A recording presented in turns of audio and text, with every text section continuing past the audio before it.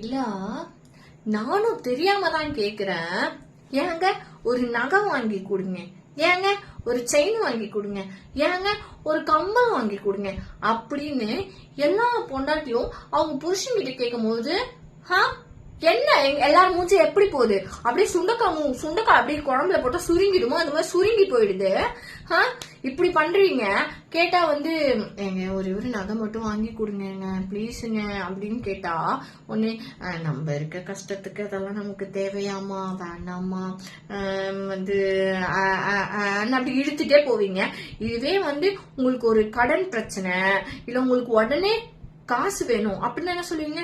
ஏமா ஏதாச்சும் நகை இருக்கு வீட்டுல இருக்கு இருந்துச்சுன்னா கொஞ்சம் குடுமா பேங்க்ல வச்சுட்டு மூட்டு கொடுத்துறேன் இல்ல சேடு கடையில வச்சு மூட்டு கொடுத்துறேன் இப்படிதானே சொல்லுவீங்க.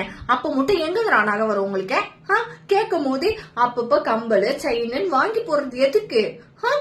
அப்பப்போ உங்க முன்னாடி அழகா போட்டுக்கிறதுக்கும் அடிக்கடி பேங்க்ல எடுத்துட்டு போய் வைக்கிறதுக்கும் தானே.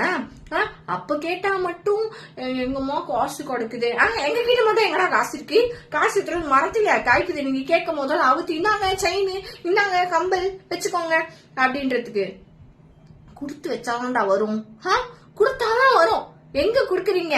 கேட்டா மூஞ்ச வச்சு என்கிட்டயே காசு இல்ல, என் பேங்க் பேலன்ஸ பாத்தியா இவ்வளவுதான் இருக்கு அப்படின்னு காட்ட வேண்டியது. நகை வாங்கி போடுங்க.